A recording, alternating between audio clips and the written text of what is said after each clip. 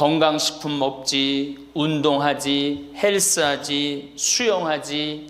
이게요, 이래서 얼마나 오래 사는지 몰라. 저 뒤에 계신 분들, 지금 40대, 50대 되신 분들 손 들어보세요. 40대, 50대 되신 분들, 여러분들은 120살까지 살아. 120. 정말이에요. 여러분들은 120살까지 삽니다. 그러면 여러분들 지금 몇 년 남은 거야? 70년 남은 분들 많아요. 지금 자식이 문제가 아니라 누가 문제야? 여러분들이 문제예요. 지금 자식 걱정할 때가 아니에요. 지금 70년이면 작은 시간이에요? 70년이면 엄청나게 긴 시간이에요. 이 70년 동안 뭐하고 살 거냐? 이거 진짜 고민해야 돼요. 우리는 살다 보면 다양하고 많은 일들을 겪게 됩니다. 나이 들수록 점점 웃음을 잃어가고 웃을 일도 많이 줄어드는 것 같습니다. 자식을 위해, 가족을 위해 열심히 살아왔지만 이제는 점점 삶의 방향을 잃어가는 것 같습니다. 여러분들을 위해 황창현 신부님의 즐겁고 유쾌한 강연으로 인생을 지혜롭게 살아갈 수 있도록 도움이 되는 시간이 되었으면 합니다. 늘 새로운 영상을 바로바로 볼 수 있도록 구독 꼭 눌러주시고 바로 시작하겠습니다.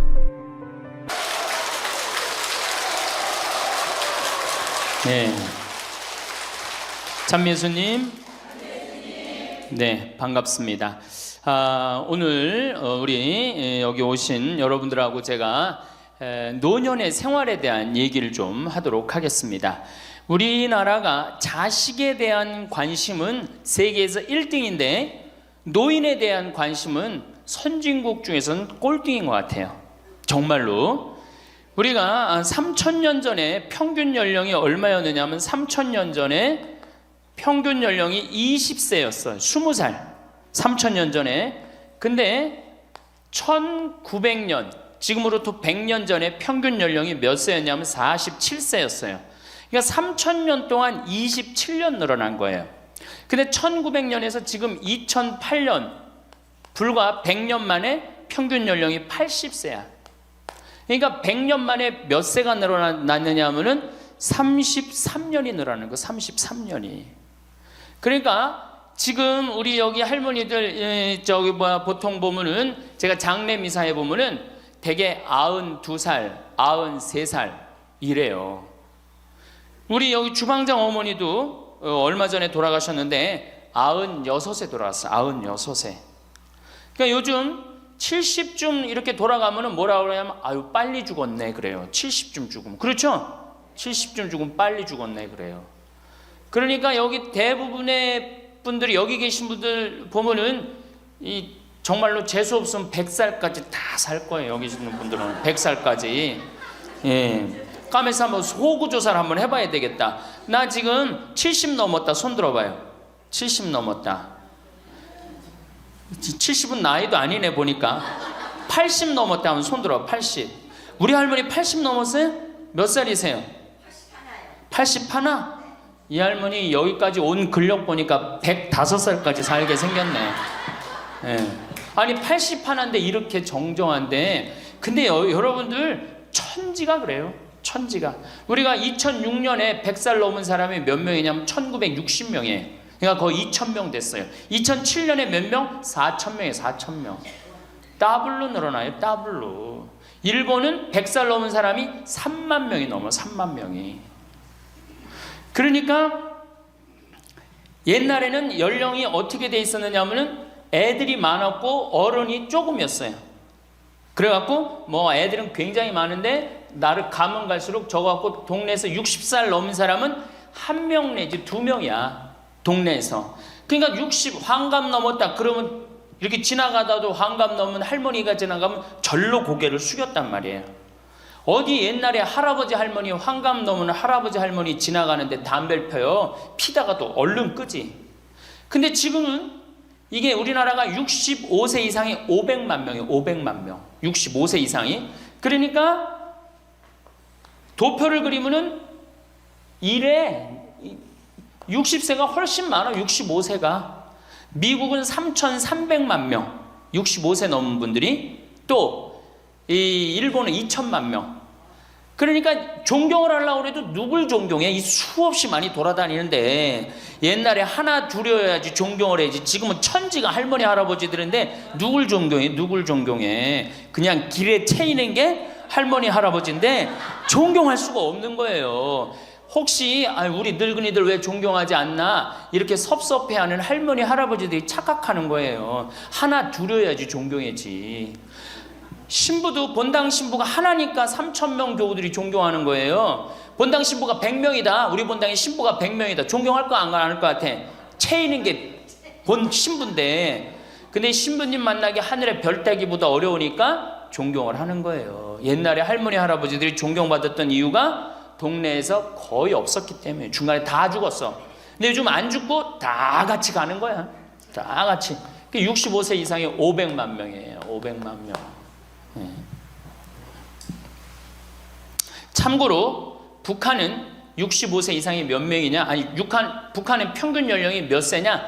지금 30세예요. 북한은. 우리나라는 80세인데.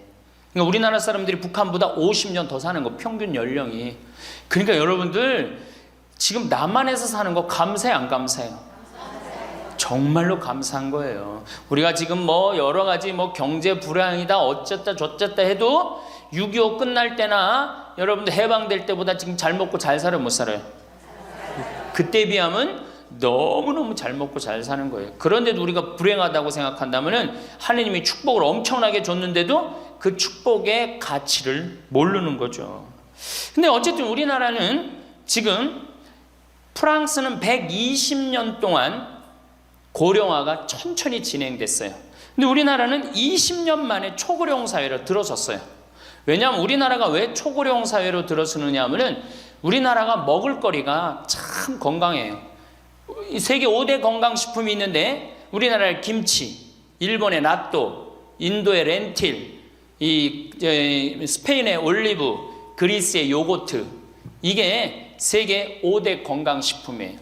근데 그 중에 우리나라 식품이 뭐가 있어? 김치가 있단 말이야. 근데 인도의 렌틸이나 일본의 나또가 뭘로 만드냐면 콩으로 만드는 제품이에요. 근데 우리나라 콩으로 만드는 제품이 뭐가 있어? 된장, 간장, 고추장, 그리고 더 기가 막힌 건 뭐예요? 청국장 있잖아요. 청국장. 이 좋은 걸 먹으니까 죽어요, 안 죽어요? 안 죽는 거예요. 그러니까 다른 나라 120년 동안 가는 초고령 사회를 우리는 몇 년 만에 가는 거예요? 20년 만에 지금 가고 있어요. 제가 병자성사를 가보면은요, 보통 95살 먹은 어머니를 며느리가 이렇게 모시면 며느리가 몇 살이냐면 70살이야. 70살. 그러면 내가 병자성사를 가면 이렇게 누워있는 할머니, 그야말로 누워서 이렇게 죽 5년 10년 받아먹는 할머니, 이렇게 며느리가 손을 잡고 뭐라고 그러는지 아세요? 엄마 왜 이렇게 안 죽어? 엄마가 빨리 죽어야지. 엄마도 덜 고생하고 나도 덜 고생하지. 그 보는 앞에서 죽으랜다니까요. 손잡고. 그리고 꼭 하는 말이 있어요.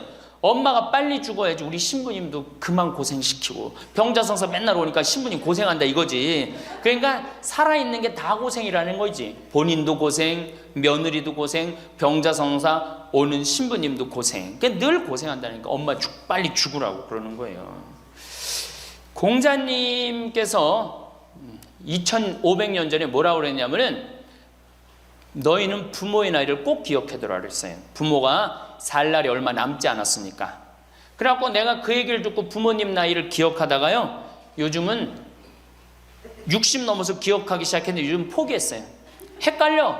몇 살인지 78인지 79인지 왔다 갔다 해요. 아마 내가 이렇게 많은 분들 지금 어머니 나이 몇 살이냐면 헷갈리는 사람들 많더라고요. 83인지 4인지 왔다 갔다 하는 거죠.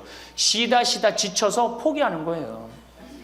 제가 능평성당에 그 봉송체를 갔는데 이 할머니를 92살서부터 봉송체를 다녔는데 이 할머니 기억력이 기가 막혀요. 전달 봉송체 온 날 정확하게 기억해요. 날짜 요일까지. 근데 이 할머니가 내가 할머니 몇 살이에요? 그러면은 89이래. 92인데도 89이래. 93 때 가갖고 할머니 몇 살이에요? 89이래. 95까지 제가 봉송체를 갔거든요. 그때도 물어보면 89이래. 왜 89이라고 그럴 것 같아요? 그렇게 기억력 좋은 할머니가 미안한 거예요. 너무 오래 살으니까 누구한테 미안해? 자식들한테 미안한 거예요. 자식들한테. 그러니까 지금 이게 우리 현대의 가장 심각한 문제는 뭐예요? 이게 안 죽는 거, 안 죽는 거. 그럼 왜 안 죽느냐? 이게 의학이 발달해 갖고요. 죽을 만하면 살려 갖고 오고, 죽을 만하면 살려 갖고 오고. 그래서 죽고 싶어도 죽지도 못해요, 지금. 1920년에 페니실린이 개발이 됩니다. 세계대전이 끝나고 난 다음에 페니실린이 보편화돼요. 페니실린 나오기 전에는 조금만 상처만 나도 죽었어요. 아물지 않으면. 안에 골마도 다 죽었어요. 근데 페니실린 나오고 난 다음부터 어떻게? 상처 나도 안에 골마도 페니실린 한 방만 넣으면 다 낫는 거예요. 전염병이고 뭐고. 그러니까 이제 안 죽기 시작한 거예요. 또 MIT 공대 아이들이 20세기의 최고의 발명품을 뭘로 아느냐면 칫솔로 봐요. 칫솔. 20세기 최고의 발명품. 그러니까 칫솔 나오기 전에 옛날에 여기 할머니들, 동네 할머니들, 50대 할머니들 이빨이 몇 개나 남아 있었어요. 여기 하나, 여기 하나, 그러고 뻥 뚫렸잖아요. 그렇죠?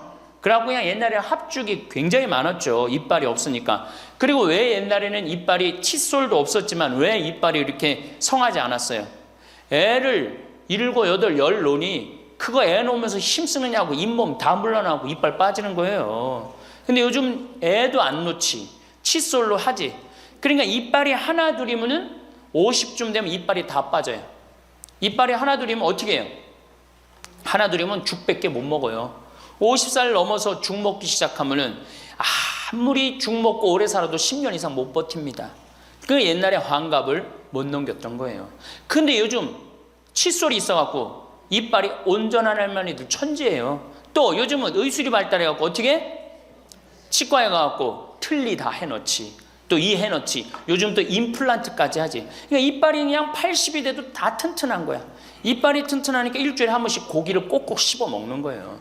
죽 먹던 시대하고 고기 먹는 시대하고는 이건 틀리는 거예요. 매일 단백질을 공급해 주니까 죽어요, 안 죽어요? 안 죽는 거예요. 그래서 지금 어떻게? 굉장히 오래 사시는 거예요. 그리고 요즘 또 어떻게? 옛날에는 운동이 어딨어. 옛날에는 밭에 나가서 일하고 그냥 늘 힘들게 살았잖아요. 그러니까 옛날에는 맨날 나가서 고생하고 이빨 없지. 그러니까 어떻게? 그러니까 빨리 죽는 거예요. 근데 요즘은 건강식품 먹지, 운동하지, 헬스하지, 수영하지.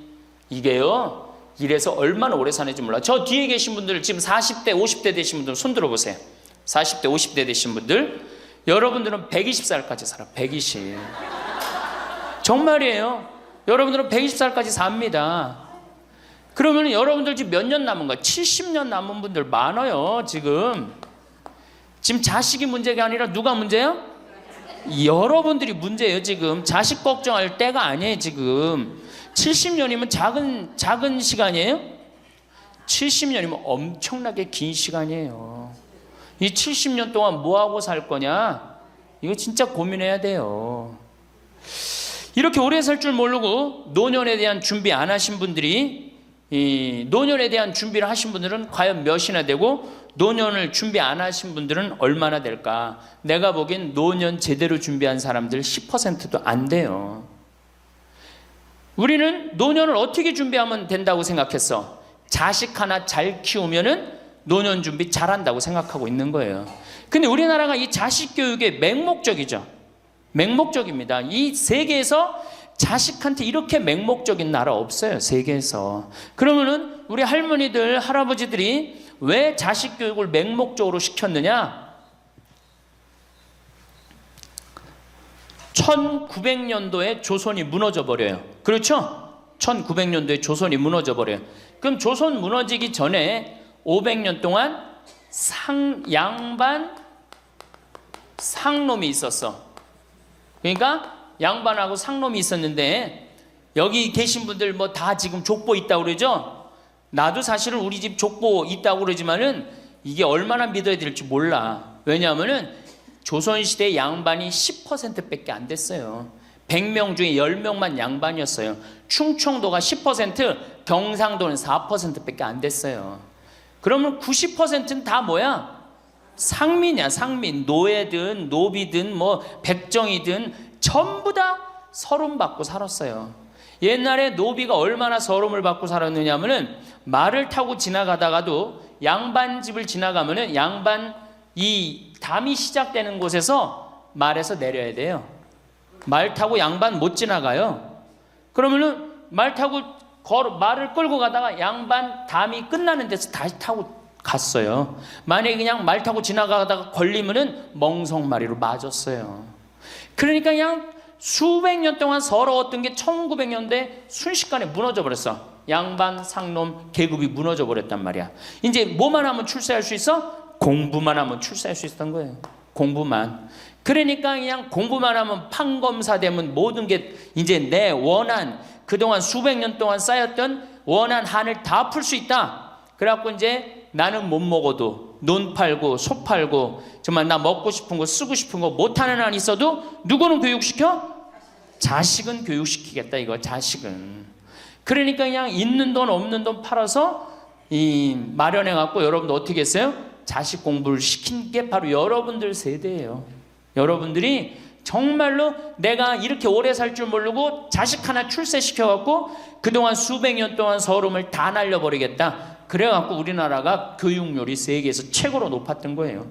근데 지금 젊은 사람들은 왜 그러는지도 모르고 지금은 무조건 그 전통을 이어받아갖고 자식한테 미쳐서 교육을 시키는 거고, 지금 젊은 사람 30대 40대는 할머니 할아버지들 세대는 그 서름을 날려버리고 싶어서 자식을 교육을 시켰던 거예요.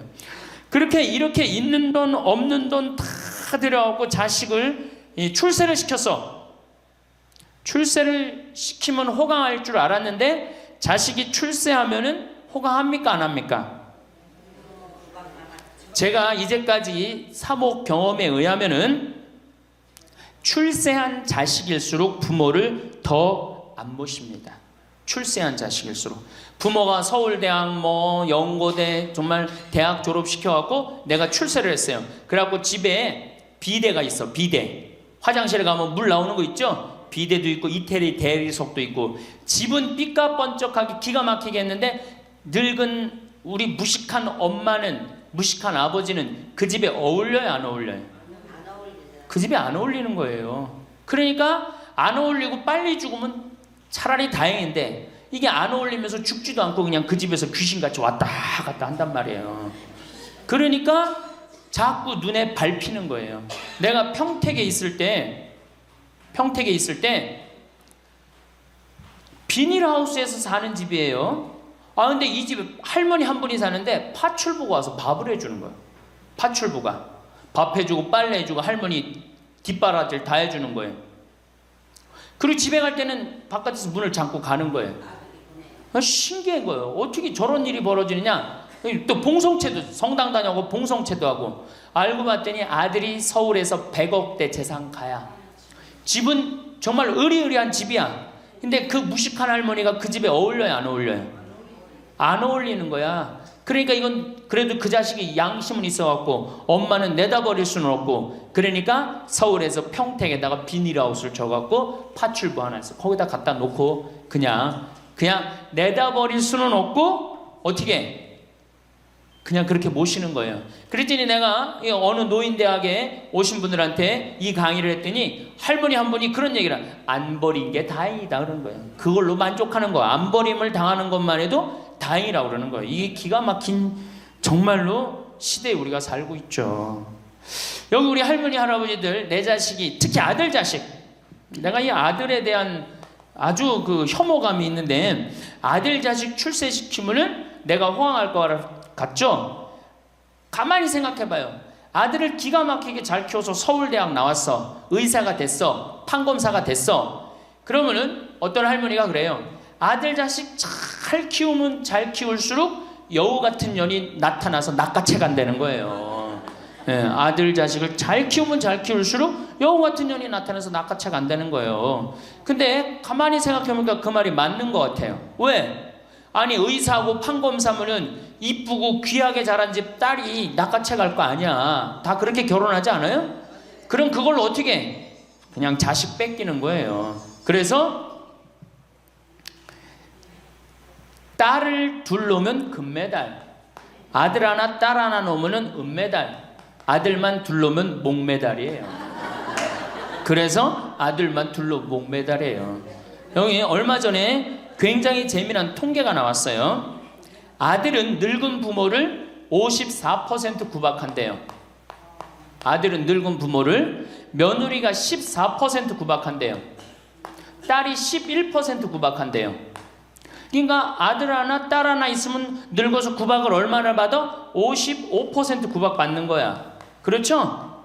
근데 아들만 둘이면 어떻게 되는 거야? 곱하기 2 하면 되는 거예요. 여기다가. 그럼 몇 퍼센트 구박받아? 108% 구박받는 거예요. 그러니까 아들 있다고 좋아하는 시대는 끝났다. 아들 있다고 좋아하는 시대는. 그리고 잘 키운 아들일수록 누가 나타나서 낚아채 간다?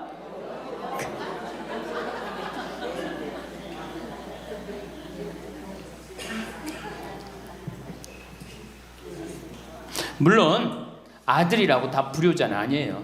물론 제가 이렇게 목욕탕 이렇게 가보면은요, 정말 기가 막힌 아들을 많이 봐요. 80, 90된 아버지를 60된 아들이 모시고 와갖고 다 때 밀어드리고, 그 다음에 온탕에 들어갈 때도 손 한번 대보고 아버지 여기 괜찮다고 그러고, 끝나면 또 온몸에 로션 다 발라주고 이 옷 입혀가는 그런 자식들 참 많이 봐요. 기가 막힌 효자들도 있어요. 또 음식점에 가보면은 큰 늙은 그냥 꼬부랑 할머니 모시고 와갖고 고기 구워서 입에 넣어드리는 자식들도 참 많이 봐요. 그렇게 효도하는 자식들도 있는데 그 몇 퍼센트냐? 10% 이상 넘지 않을 거려. 우리 집도 이 둘째 아들이 기가 막힌 효자예요. 내가 봐도 참 효자예요. 좋은데 구경시켜드린다고 다 그 시와오 그 저기 뭐야 갈대숲, 그리고 회도 사드리고 시간 되면 여행도 모시고 기가 막혀요. 근데 그런 아들이 몇이나 되겠느냐? 제가 보기에는 그렇게 많지 않아요. 제가 뭐 비산동에서 보좌 신부할 때 고해성사 들어보면 맨 자식 욕하는 할머니들 천지였어요. 맨. 황창현 신부님은 강원도 평창군의 성빌립보 생태마을 관장으로 계시며 환경을 위하고 자연 안에서 정신적 육체적 치유와 신앙 강화에 힘쓰며 건강한 먹거리를 위해서도 노력하고 있습니다. 2013년부터 아프리카 잠비아의 무프리라 지역의 봉사활동도 매년마다 추진 중에 있습니다. 많은 사람들을 위해 종교와 기관의 편견 없는 유익하고 즐겁고 유쾌한 특강을 많이 했습니다. 앞으로도 구독하신 분들에게 더 유익하고 즐거운 영상을 빠르게 전달해 드리도록 노력하겠습니다. 영상을 보고 마음에 있는 말들을 남겨주셔서 많은 분들과 댓글로 소통할 수 있으면 좋겠습니다. 주변에 생각나는 분들에게 많이 공유해 주시고 다음 영상으로 찾아뵙겠습니다. 끝까지 들어주셔서 고맙습니다.